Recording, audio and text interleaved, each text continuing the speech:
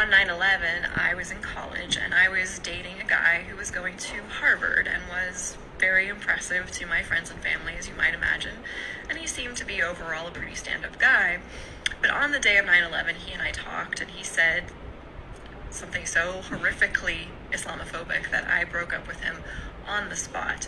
Islamophobia, which became rampant in the days and months and years after 9/11, was deeply irritating to me on a soul level. I'm not exactly sure why, but in retrospect, I wonder if there was some part of me that just knew. I found myself gravitating towards Muslim people on campus and becoming friends with many of them.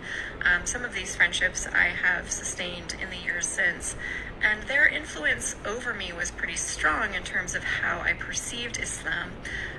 Their example was a very good one, and so I never developed the prejudice and biases against Islam that many people in the West do.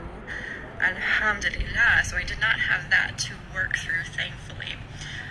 But I was raised Christian, and I did leave the Christian church when I was 19, and I embarked on 24 years of atheism.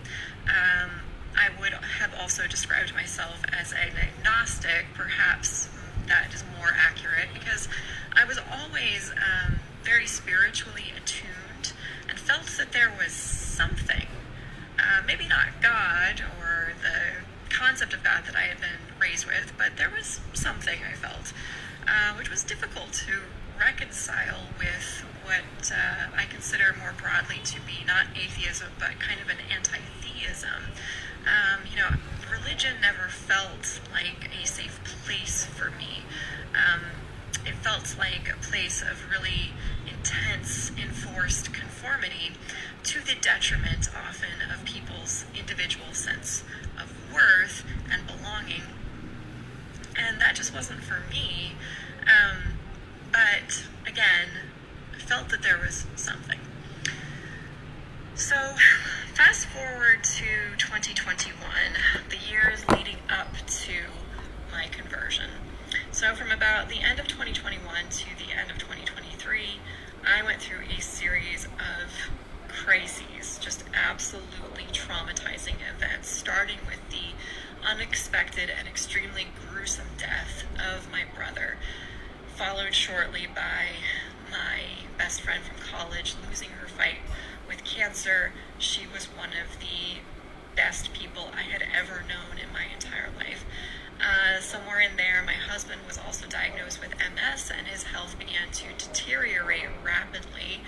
And there were a bunch of other things that I'm not going to get into that were extremely difficult and put me into a state of deep mourning and deep grief. I felt sort of abandoned by the God that I supposedly didn't believe in.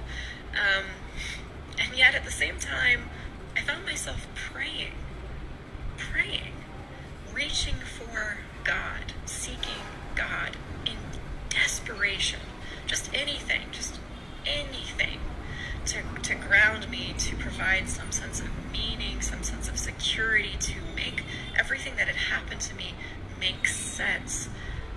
I sought out various healing modalities, various belief systems, everything from paganism and tarot and astrology to Christianity again and Judaism.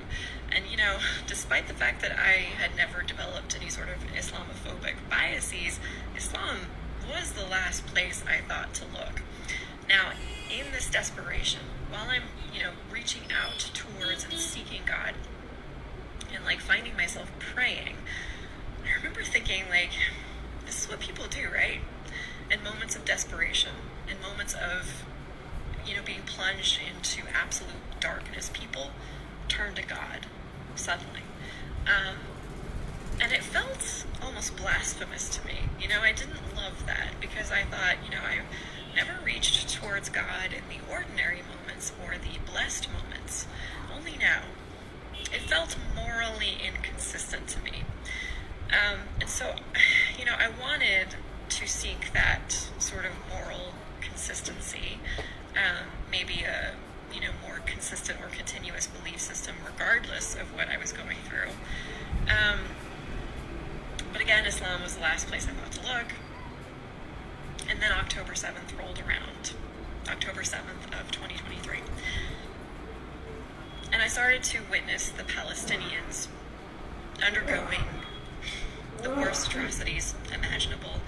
And yet, unlike me, who felt abandoned by God, or whatever you might call God, the Palestinians didn't seem to feel that way. They never asked, "Where is God? Where are you?" They thanked God. Even in the midst of unimaginable suffering, they thanked God. And I thought, this is new. This is different. This is a very different form of grief. This is a resilient form of grief that I am not familiar with. Nothing in my sort of Western upbringing has exposed me to this kind of grieving. And I'm used to, again, coming from a Western socialization, I'm used to the idea of good and bad being very separate buckets. We often think that good follows bad, like the rainbow after the storm, but not that they coexist or are simultaneous. That's really not a part of our conceptualization. But okay, this Palestinian form of grief, this resilient form of grief, I really wanted to investigate it further, and I thought the source of this must be in the Quran. So I ordered a copy of the Quran, and I started reading. So this was at the end of 2023. The beginning of 2023, I decided I'm going to try some manifestation, I'm going to try some law of attraction, and I'm going to choose a word of the year that I hope describes my year, that I hope becomes the theme of my year. So I chose the word ease, because that's what I most desperately needed. And then I thought, well, God or the universe or whomever, they've got jokes, because 2023 ended up being the hardest year of my life. So I ordered ease, and all I got was hardship. Then I'm reading the Quran at the end of 2023, and I come across the verse, "Truly, with hardship, there is ease." And I thought, there it is. There's my word of the year. It was the first time I had seen my word of the year all year. I hadn't seen it anywhere. I hadn't heard it spoken anywhere. But there it was in the Quran. And I was really struck by it. And I was really struck by this idea. With hardship, there is ease. So I reached out to some Muslim friends, and I was like, what is this saying? Does this say, ease follows hardship? They're subsequent? Or do they coexist somehow? And I would hear back, they coexist. What does that mean? What is that, And then I started to notice that in the Quran conflates good and bad constantly. It's as if there is no polarity. It's as if a contradiction between the two is an illusion. And then I started to get it. It was okay, yes, what seems bad could in fact be for our highest good.